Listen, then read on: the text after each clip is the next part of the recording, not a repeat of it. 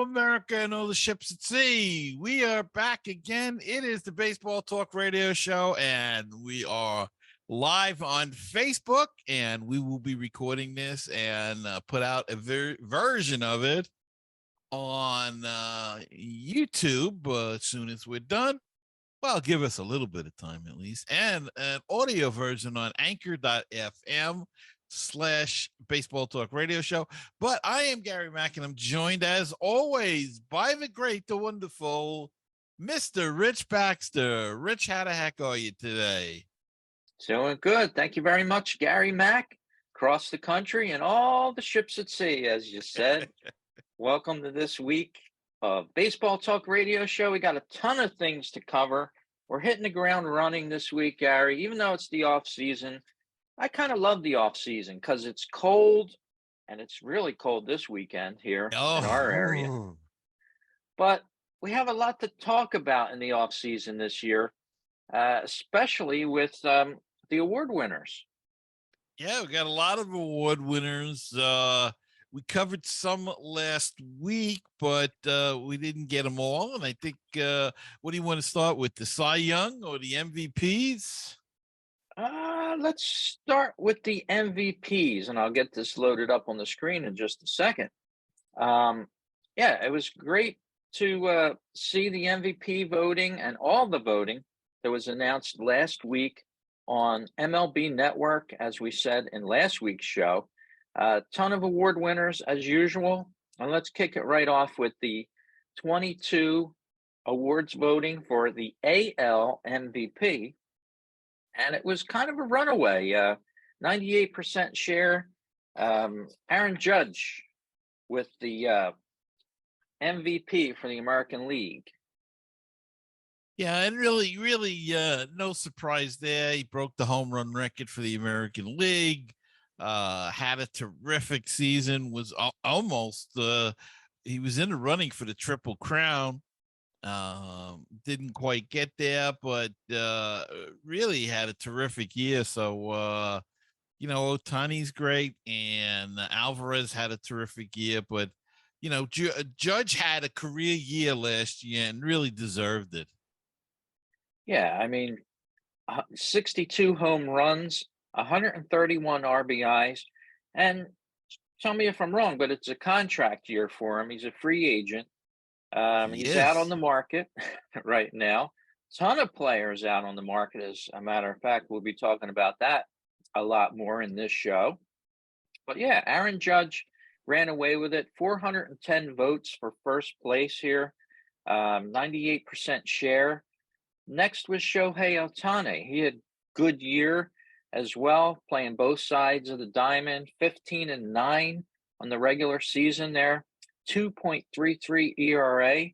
And oh, by the way, he hit 34 home runs and drove home 95 RBI. So he was a player for both sides of the diamond, so to speak. And, but Aaron Judge walks away with it. Yeah.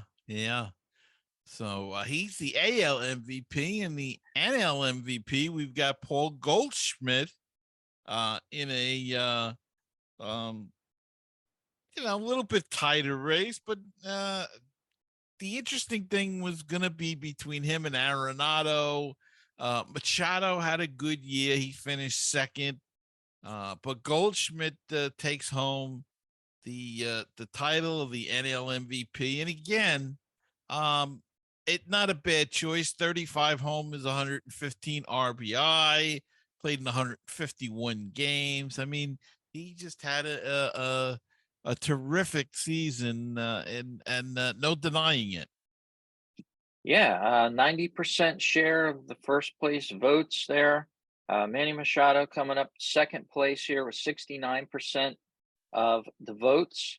And yeah, Paul Goldschmidt has won this a few times, and he's sort of one of those players that, unless you follow his team that he's on, you really don't know much about him. I mean, I'll be honest with you, I don't think I watched 2 St. Louis Cardinal games, maybe 3 tops all season. Yeah. It's just not a team that I follow. So, right. He had a great season, unbeknownst to me, with those 35 home runs and 115 ribbies. But there were some other players that had great seasons too. Look at Pete Alonso. He finished eighth in the voting, 40 homers and 131 RBIs. So, you know, I think you can almost make a case for a lot of these guys to take the MVP. What actually made Paul Goldschmidt walk home with this MVP? Because if you go by numbers, you're looking at Alonso. He's got Well, more home runs. He's got more RBIs. yeah, but Goldschmidt started the year hot and was dominating early on the season and continued it through pretty much the whole year. And the batting average was he hit 317. Alonso hit, for an example, he hit 271. So there's a discrepancy there. But yeah, you can make an argument for most of these people, but I'm not even sure anymore what the most valuable player award is. Yeah, Uh, it really it should evolve maybe to is it a valuable player or is it a player of the year, which is not a slight to it. But I remember, I think it was '86. Mike Schmidt won it, and the Mets, won the division. Everybody said, "How come, Phillies are a second place team? Usually, it goes to the guy that's on a winning team." hmm And the argument back then was, well, the Phillies would have never been in second place without Schmidt carrying them.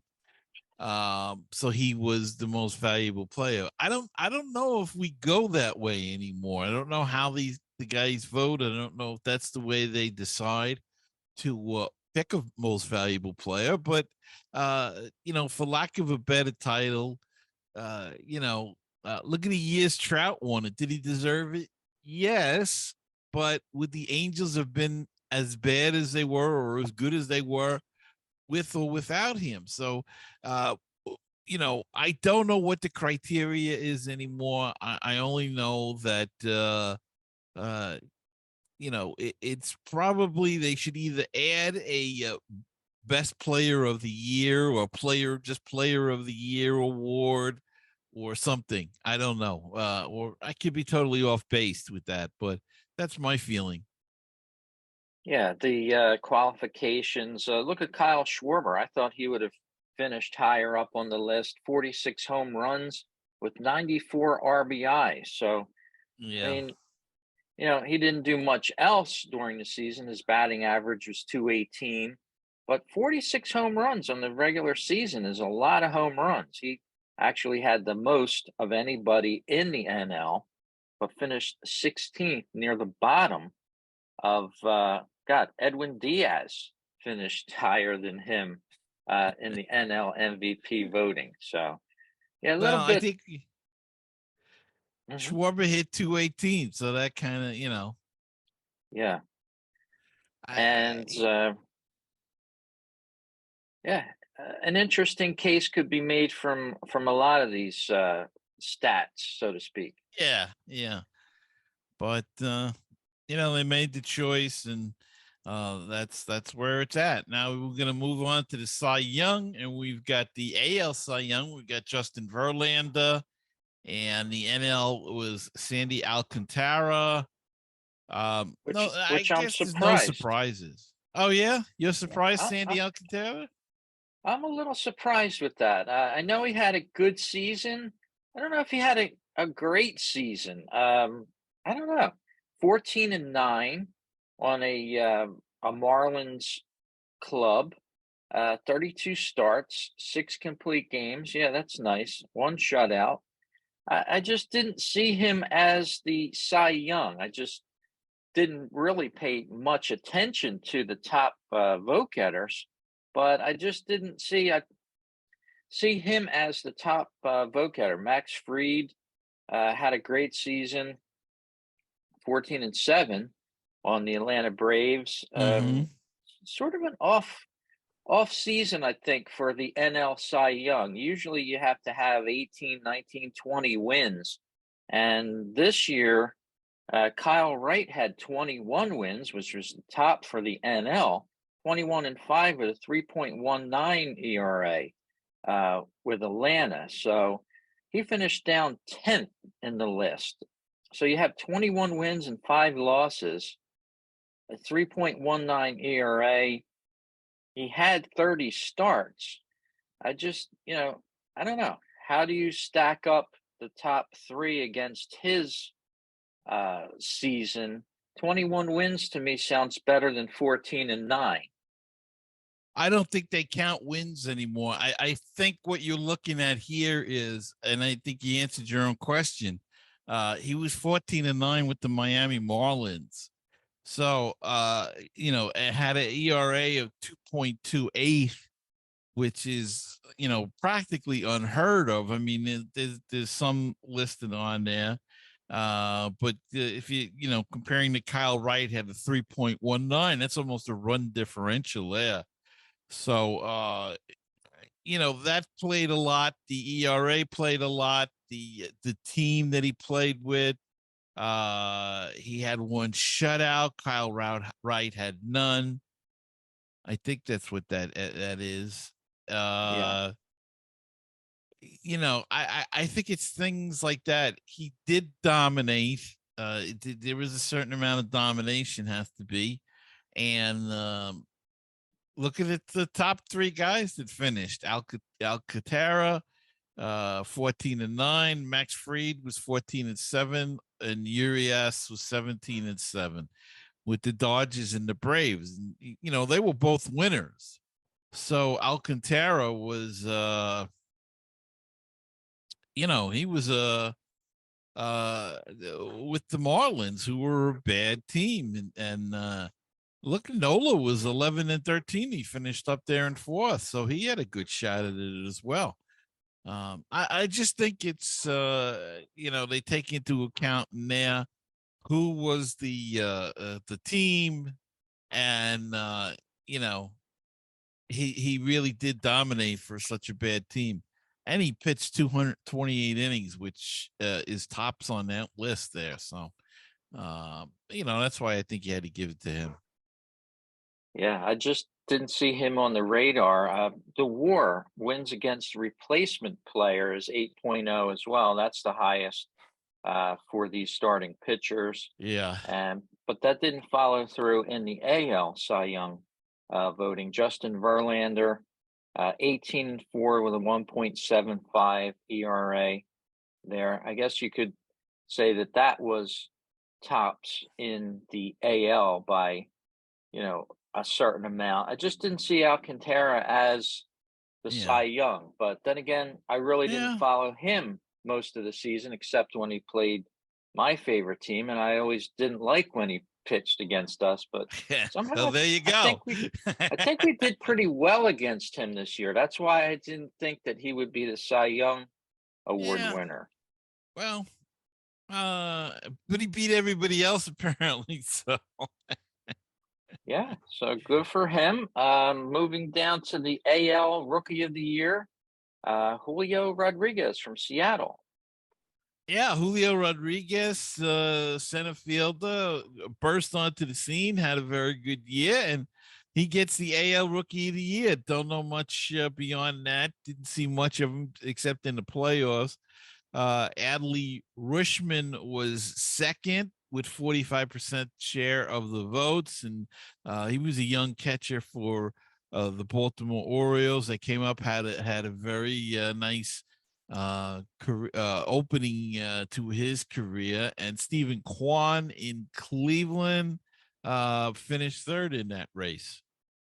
Yeah, possibly stars of tomorrow. Although sometimes the Rookie of the Year, you look 3, 4 years down the road, 5 years down the road, and they don't eclipse that sometimes. That going forward type of great player type of thing. But Mm-hmm. over in the NL, it was Michael Harris of the Atlanta Braves, and we had a 1-2 punch there, 1 and 2, both from the Atlanta Braves. Spencer Strider, starting pitcher from the Atlanta Braves as well. Mm-hmm. 89% for Michael Harris and 69% vote for Strider. So the Atlanta Braves had that covered. Yeah, that's their farm system again. It keeps They always seem to have a good, strong farm system, and brought Harris up. I think it was around May or June, and he ended up winning the the Rookie of the Year title. So good on him. Strider had a terrific season as well, and 11-5, and they killed the Mets. So can we move on to something else?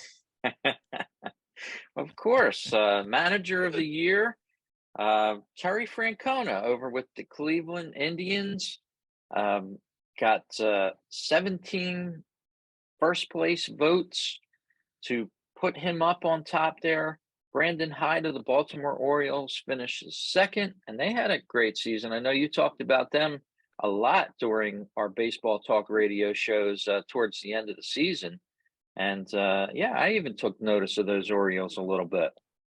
Yeah, I really think that perhaps Brandon Hyde should have won it, considering I love Terry Francona. I'm a big Terry Francona fan, and I'm okay that he won.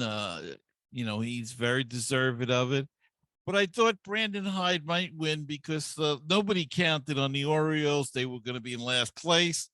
Probably lose. Everybody thought they'd lose 100 games again, and um, they actually finished at 83-79. And people say, well, how do you have a great year at 83-79? Listen to Baltimore Orioles.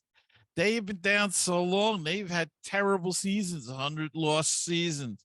And for them to have risen up this year and, finished 83-79 above 500, that's a remarkable achievement. And I thought Brandon Hyde might get it because of that, because he led them to that. But Terry Francona is very deserving of it. And Brandon Hyde finished in second, which is, it's a nice feather in his cap as well to finish that high. And should I go on to NL Manager of the Year? Of course, why not? I was a little surprised at this, and the top three, happily surprised because it was a Met. Buck Showalter won the Manager of the Year for the National League. This is the fourth time he's won that award, and the fourth different team he's won it with. Um, I was surprised in that the three finalists were Showalter, Dave Roberts, and Brian Snideker, all with good teams. I would have thought maybe an Oliver Marmel might have got more votes, even a Rob Thompson, because they really took their team somewhere. Marmol brought the Cardinals had a good team last year, I guess, so that's what kind of hurt him. But still, they won a division, 93 wins. Rob Thompson did a terrific job with the Phillies, as you know, 65-46. He came in after who got fired? Your favorite Uh Joe Girardi from the yeah, Joe Yankees. Girardi. Yeah, he got fired. Thompson took over and went 65-46. Got them all the way to the World Series and just came up a tiny bit short. Uh, but of course, the voting is done in the before the postseason starts. Um, so congratulations to Buck Showalter. He deserved it. He took over a Met team that was below 500 last year, and they won 101 games this year. And if they would have won one more game somewhere along the line, they would might have went a little further in the playoffs. Who knows though? The Phillies were a juggernaut when they got red hot, so who knows. But anyway, those are the award winners for this year that we have. And Rich, I don't think there's any major surprises there. Everybody was kind of uh Supposed to be there, so to speak. yeah, appreciate, and deserve to win the award. So that's, at least that's what I feel. Yes, absolutely. Great finish there. Somebody has to win. So, that was the winners for this year. And Buck Showalter holding it down. A little surprised Dave Roberts figured out so high in the mix, even though the Yeah. Dodgers had a good season. I mean, they have a highest payroll in the league as well, I believe. Maybe the Yankees have them by a few dollars. I'm not sure. I haven't checked recently, but yeah, great finish there. The award season always something to watch and look forward to. But now, as we talked about in the beginning of the show, it's the off season, it's the hot stove, plenty of free agents available, not too many signings. Usually happen before Thanksgiving, and we're about a week away from Thanksgiving, a little less than that now as we're doing this show. But uh, surprisingly enough, Gary, I just heard this this week, and the New York Mets are supposedly going to be considering adding Jason Verlander if they can't get to Grom. That's pretty interesting. Interesting Yeah, stuff. that's the rumor around here that excuse me. Yeah, that they're gonna consider Justin Verlander if the DeGrom falls through. Could be an interesting thing. I don't think it's gonna happen. I think Verlander will re-up with Houston.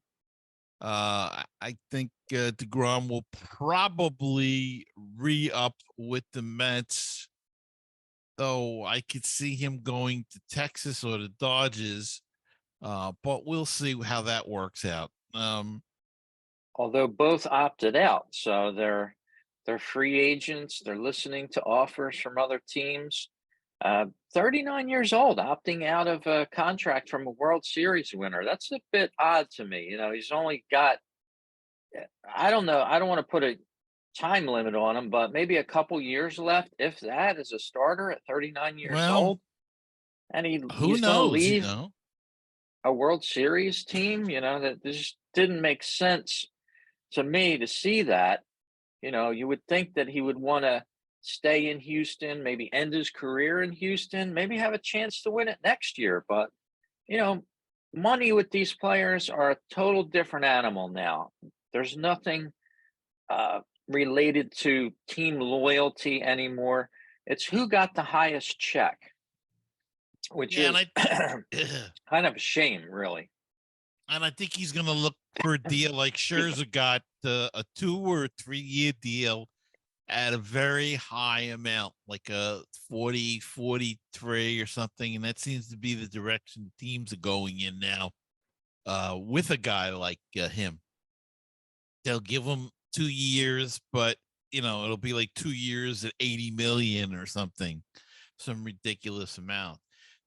It'd be interesting to see what the Mets do with DeGrom, what the offer is, what other offers has he had. I'm sure him at the age of 34 is looking for a longer deal in 2 or 3 years. I would not go beyond,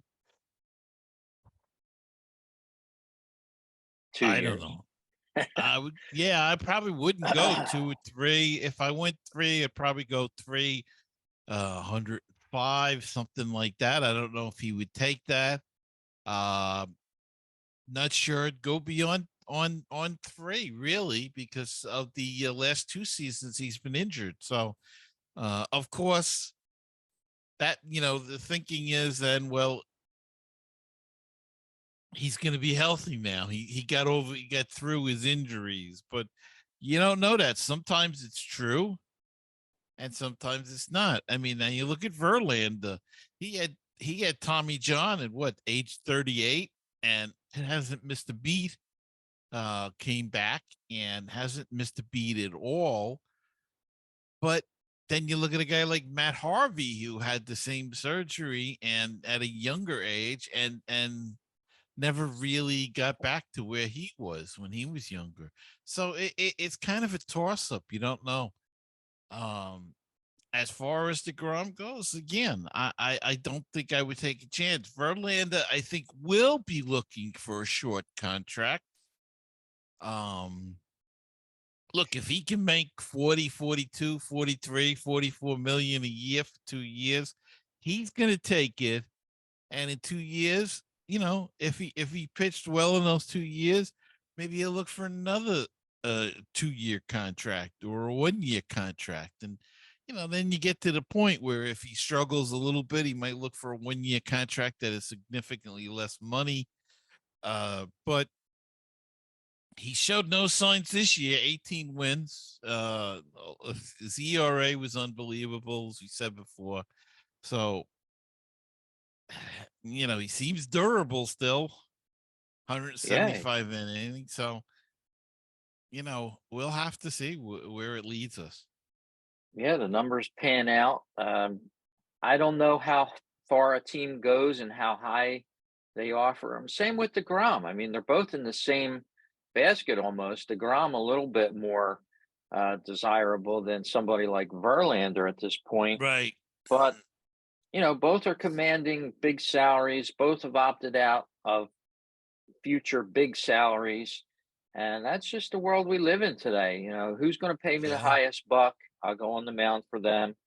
In other news, Cody Bellinger was non-tendered by Hmm. the LA Dodgers. Used to be a rising star with them, and all of a sudden, the Cody Bellinger and the Dodgers seem like they're going their separate ways.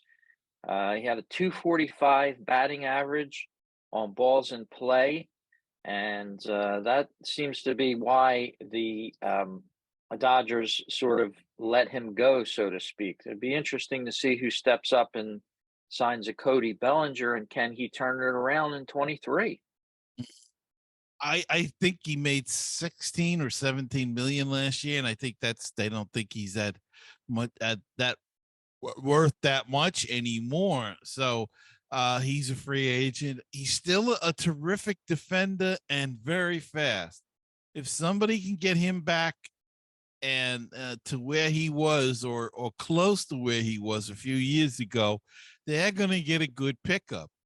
Uh, I personally, I think the Mets should be in on him. I think at his age, I think he's 27, and I think it's worth the risk. If nothing else, you get a terrific defensive outfielder and a Yeah, potential base stealer if he can get on. Uh, you know, he did have some injuries, and that could have set him back. Uh, you know, through his timing off and all of that kind of stuff. But potential was there. I don't see how you lose that kind of potential he had in 2019. How you can lose it that quickly. Um, but it'll be interesting, and there's some other non-tendered guys too that'll be interesting, because all of a sudden the free agent list got a little bit longer, and it's competition with the other free agents. So it's going to be interesting to see what goes on this offseason with that. yeah. And Bellinger's agent is Scott Boris. So, and that's the difference between a player having a really great season going into the off season, getting a contract based upon the numbers, and somebody like Bellinger that had an off season.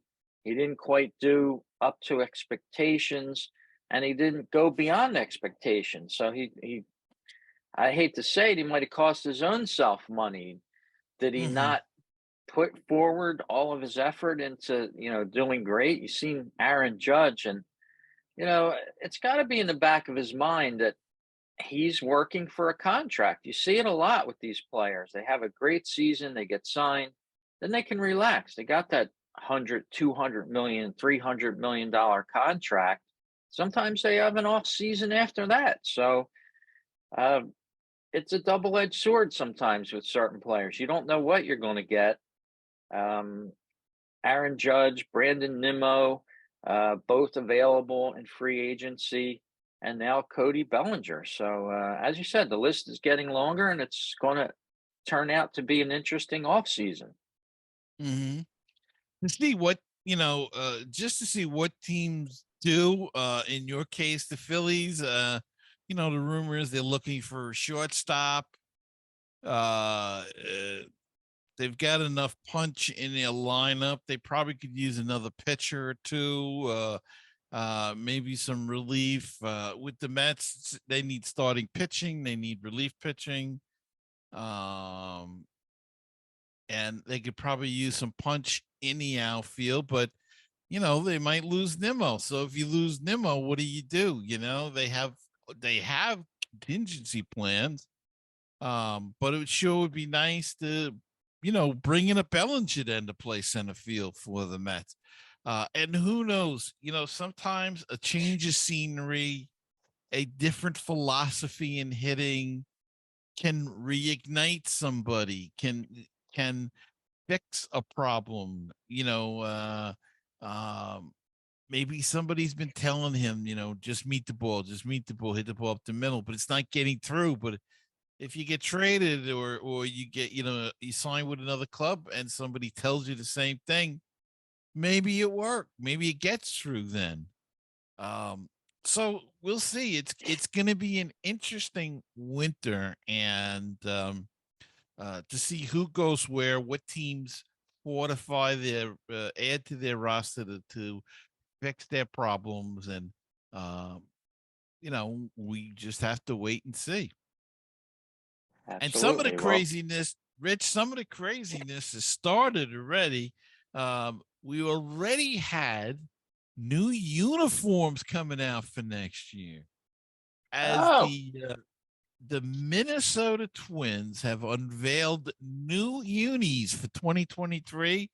There will be 4 new uniforms. Let me get a picture up here. There you go. nice. 4 new uniforms in the Twins rotation: a home white set, a primary road gray set with pinstripes, a navy blue alternate that can be worn both at home and on the road, and most strikingly, a cream alternate to be worn at home that will feature the club wearing Twin Cities across its chest for the first time in its history. And that's kind of I guess, I don't know if you'd call that a monochromatic look. It's blue and white, no red, no Twins red in that at the Twin Cities one. But Hmm. yeah, the Twinkies, a new away hat there. If you notice, it's got an M and a diamond. I don't know what I think of that because it's kind of reminiscent of the Marlins hat in a way. So I don't know what I think about the new cap, but the primary home will remain the TC cap. But new uniforms on the way for the Minnesota Twins, and um, what do you think? I think it's a nice, clean look. I like all the uniforms that they've went with here. The pinstripes for the away. They have a couple uh, variations of the dark blue. Hmm. Really nice, and even the home white there with twins across the front. I really like what they did with this, and I saw it midweek, and I gave it a nice nod during the week. I really liked it. I hope the Phillies do something with some of their uniforms, to be honest with you, because I like the cleaner look. A lot of people like that powder blue with the Phillies, and they really haven't shaken up their uniform lineup too much in the last few years. We had the extra uniforms, but nothing in the line of straightening it out, just like the Twins did there. Well, it's funny that you mentioned the Phillies, because I did see an article that this is going to affect all of baseball, not just the Phillies, but they talk about the Philly. I think it was a Philly newspaper that put it out. And there is going to be another major change in baseball uniforms next year across the league, because the league has finalized details for its jersey ad patch program. uh, and the patches will be 4 inches by 4 inches to be worn on either sleeve. Clubs can sell authentic jerseys with the patch at ballparks. Replicas sold at retail locations will not have the patch. Not allowed for the patch is alcohol betting and media ads, nor in-season patch partner design switches. Um, Now, what does that mean as far as the Phillies? Why did they mention the Phillies in this article? Well, the Phillies have a number on their sleeve they wear, and that will be going away. So Hmm. it will be a Interesting. change that the Phillies will have to make. They in the article, it points out the Phillies' unique sleeve numbers, coincidentally introduced 30 years ago in 1992, will go away. This means the number 3 will likely only be displayed on the back of slugger Bryce Harper's uniform. Uh, Fans are not happy with this. More ads on the sleeves. Um, I don't. I think it's stupid. I think it's ridiculous. What's next? Now we're gonna have ads on the hard helmets next, and you do see it on if you watch any of the Winter League ball down there. But it looks, I don't know. It looks kind of tacky in a way to have all these ads on the helmets and stuff. And uh, can't we just keep it the way it was? I mean, are you that desperate for money that you got to put a patch on? And what does that mean? When uh, the Phillies as well as the Mets and other teams have had the memorial patches, for instance, when somebody passes away, and they put it on the sleeve. Well, now you're not going to have that sleeve anymore because you got a freaking ad on it. And, Yeah. if you put ads on both, uh, there'll be no more of that. And there's a picture you can see. You see the number Yeah. on the sleeve that's going away. As far as the Phillies, I don't know if there's any other unis decided. I keep looking, but Yeah. uh, no There's going to word be a yet. lot less real estate, so to speak, on the uniforms, and it's a shame. This is a website called uniformlineup.com, which is cool. It'll display your favorite team on any specific day of the season. So you could go back to April, you could go to May. Every game that Oh your wait, team has yeah, played, they'll display nice. the uniform that was used during that game. So we're looking at the Phillies postseason here, if you're watching us on the video portion of the program. And that number is cool on the sleeve. I love it. If you're going Yeah, to spend the money that they're charging on these uniforms, I am not advertising for a company. I'm not putting on their IBM or whatever. Um, a .com of some sort or cryptocurrency. I'm not going to buy a jersey like that. You're not going to get a discount for buying a jersey like that. You're buying it for the player 9 times out of 10, unless you're going to personalize it and put your own name on it. And it's a little ridiculous, I think, and it's just another step towards who's going to pay us the most money. Blatant commercialism, and the NBA, or the MLB rather, has stayed away from this for many years. They could have done this a few years ago, but didn't. They're getting a ton of revenue from TV, a ton of revenue from gambling. How much more revenue do you need? Come on, what is sacred and what is not? I think the fans should all band together and get pissed at this, to be honest. I and it just takes away so much. I mean, some teams have logos on their sleeves. Now that's gonna go. The Mets wear a logo on their left sleeve. So I guess that's gone now, or or they'll move it to, or they'll have the right sleeve the ad. I don't know. I just think we put up with the Nike swoosh on the uniform, which to me still looks stupid. It looks Yeah. so out of place there. It Yes. doesn't Uh, belong there.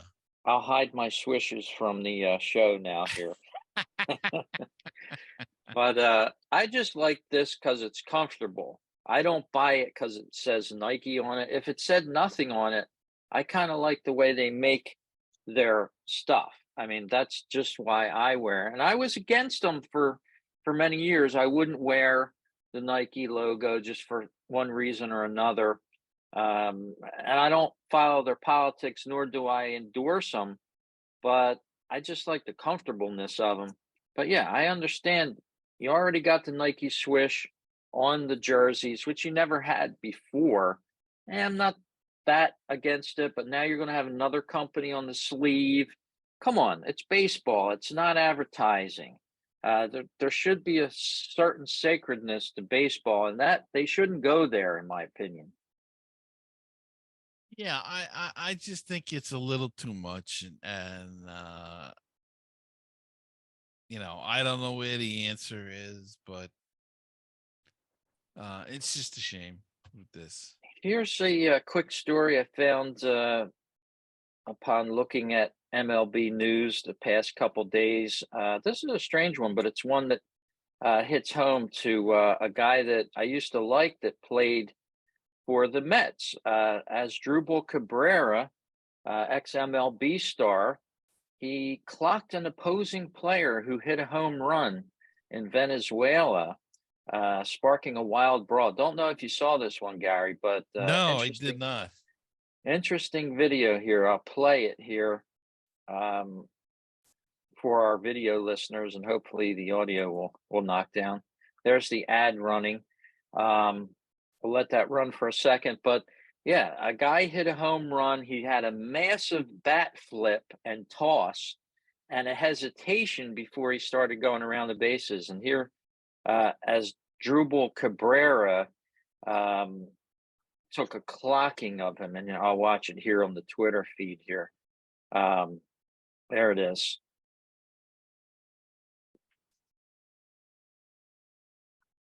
So you see a flip of the bat there, and as Drupal is moving in here, bang! Oh, it's not funny. That's terrible. And his own teammate actually threw him down like a rag doll after he hit the guy that hit the home run. Let's just Now, take a quick look at that again. If you're watching our video feed, let me wind it back and play it again. There's that wicked bat flip, and I think he was yelling at the bench. So as Drupal Cabrera just strolls over, and oddly enough, the guy doesn't even see it coming, but he gets clotheslined. no.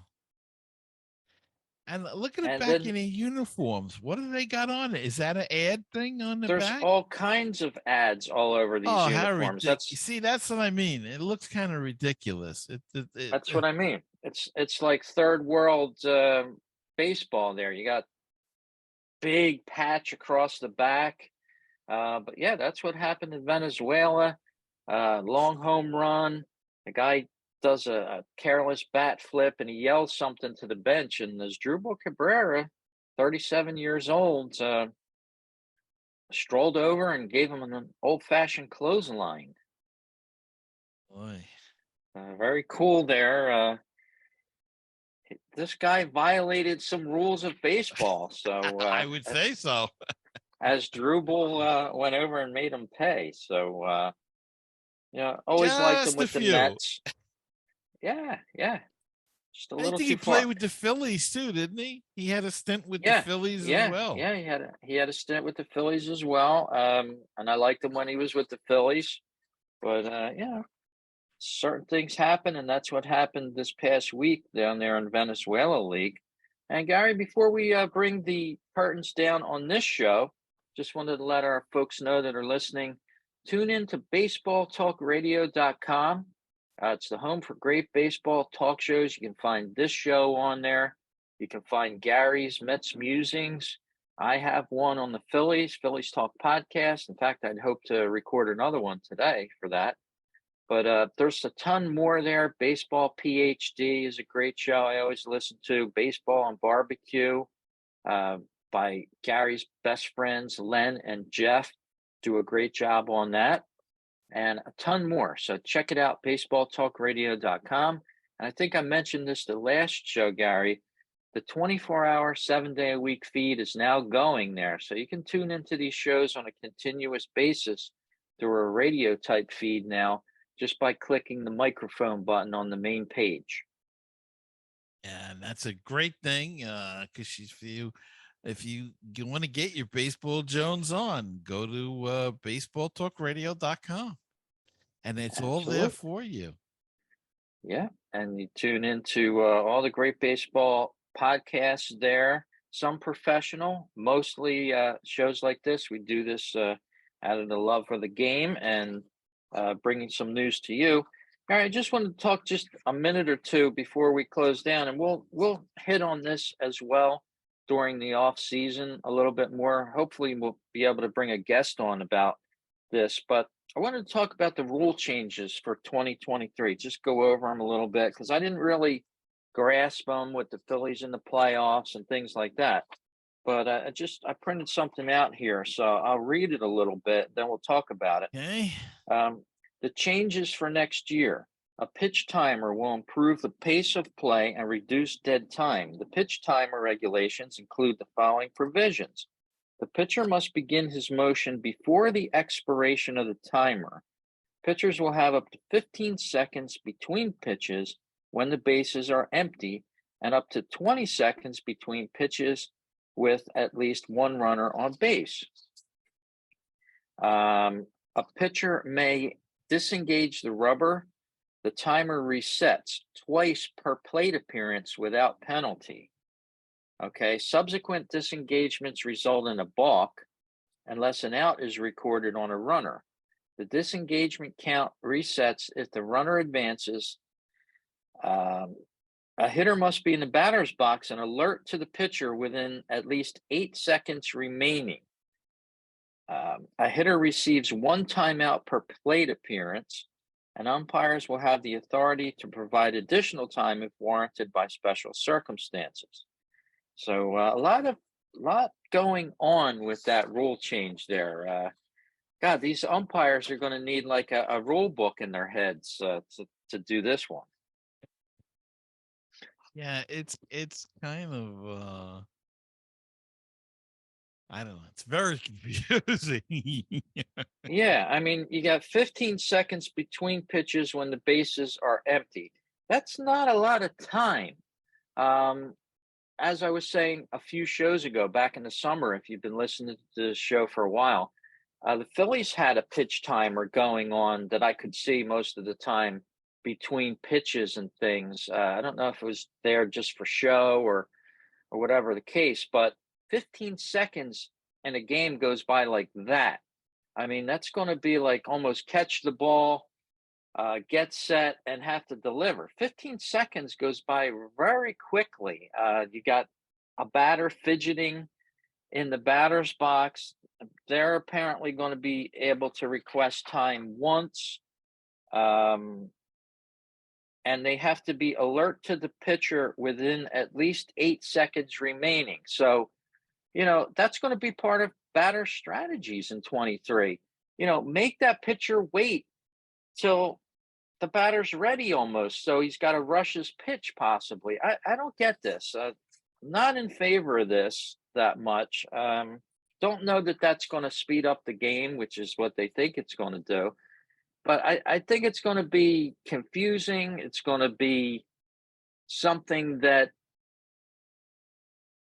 is going to be bad for baseball in 23.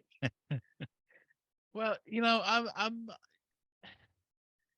it's a funny thing because I heard somebody explain this and I'm not going to get it right, but uh they're not really looking to speed up the game. They're looking to speed up the pace of play of the game, which to me is the same thing almost, but in a way I get it. In other words, they want to keep the action flowing instead of the having it stagnate and stop while a guy walks around the mound or whatever. um But that's it's baseball. It's no, 90 I know, I degrees. agree, It's I 95 agree. degrees. The sweat's pouring off their. You want them to rush their game because now we have a pitch clock, and it says here, pitch timer has reduced the average 9 inning game by 26 minutes, uh, from 3 hours and 4 minutes to 2:20 in 2021 to 2 hours and 30 minutes to 2 hours 38 minutes in 2022. I don't want the game to go any faster. I don't want to have to pay $100 a seat and be there for 2 hours and be like a hockey game, which is controlled by time, or football. I just don't want that. But apparently MLB wants it. So Well, apparently the baseball, fans want it too because it has worked at the minor league level, and as surveys have shown, the fans have liked it. I Um, don't see that many fans have complained about the time of a baseball game. I've never heard anybody that I've ever spoken to complain. Maybe a guy that doesn't watch baseball, that's there for uh, a company event or something, wants to leave early. Leave early, but this is baseball. It's 90 degrees. You're drinking lemonade or a beer, or, you know, it's hot. It's humid. It's a pastime. It's the nation's pastime. We're not about getting a 2 hour game in. It's ridiculous. But maybe I'm the only one saying that. But I think some people share my opinion that, these rule changes are from left field. They're from outer space. I don't see that making a game 20 minutes faster is going to make it better. I don't think that rushing the game is making it better. I don't see that there's that many problems with the game, so to speak. Uh, how about ads on a sleeve? That sucks. That sucks. Like, these fans, we need to well, that band I agree together with and you. just tell them, the way it is. But maybe they'll vote with their dollar at the ticket booth next year when they find that these rules are goofy. But we'll just talk about that one for this show. And you know, give me the robo ump, but don't make me pitch within 15 seconds. 15 seconds goes by like that. You got a lot of things happening in a ball game: the heat, the humidity, this, that, and the other. It seems rushed to me, and I'm sure it'll be rushed next season. So we'll have to see what happens. But put me down as not a fan of this Yeah. rule. But you know what you're gonna find in 2 or 3 years, it's not gonna matter much because the guys that are gonna be up in 2 or 3 years are pitching with it now in the minors. So it's gonna become old hat to them. And it'll be old hat to us. It's like the And I don't like it. designated. And I Yeah, don't like it. well, I don't like but this it's like the new. did we Mhm. not get used to the designated hitter in the National League this year? I Um, did. I did a little bit. It's still not baseball to me. I'd still like to see the pitcher bat. I was always National League. That to me is not I agree. baseball. Um, Do I dislike it more? Not necessarily, but I don't know. These rule the changes to fans me. and the fans love the extra inning guy at second base. And Well, I I think think it's the stupidest thing I've ever heard of in my life. it's It's not horrible. fair. It's It's horrible. awful, but yet the fans love it because and I I don't know. agree Maybe with they have a you. dinner engagement. Maybe they have to leave the ballpark. So leave. Then Leave in the leave. fifth inning. Leave in Then the sixth leave. inning. Go Don't ahead. go We in the don't first care. place. But yeah, starting a runner on second base, that's stupid. It's It's dumb. stupid. I But mean, you might as well flip a coin to decide the winner most of the time, people love because it. that's not baseball. I don't Uh, know why, but people love it. They don't want to sit. I want Elon Um Musk to take a poll on Twitter like he did with someone else. we could Uh, take a poll on Facebook, can't we? We you can yeah, I yeah. think there's Let a us little know. thing there. We'll take a poll, set it up on Facebook, We have a and we'll lot of take a listeners poll. on the show. Or send us an email. Send it to Rich at baseballtalkradio.com or Gary at baseballtalkradio.com. Let us know what you think. We used to get a lot of emails. They've slowed down a little bit in the last since the COVID. I hope all of our listeners are well with the COVID, because Yeah. maybe we lost a few, Gary, God Let's forbid, hope but not. we used to get more emails. So send us an email. Send us what you think. We'd love to hear your responses and things like that. It's not only just me and Gary talking here. We'll give you a voice too. So, Gary, great show today. I love getting together. Off season's going well, even though it's a little chilly around this neck of the woods now. Gives us a Yeah, little bit frigid. more to hope. Yeah, gives us more to hope for spring training. Yeah, can't wait. And I guess we're gonna sign off now, off the live stream, and we'll say Yes, goodbye. yes, And indeed. Thank you for watching. thank you for watching. We'll see you next time on another edition of the Baseball Talk Radio Show.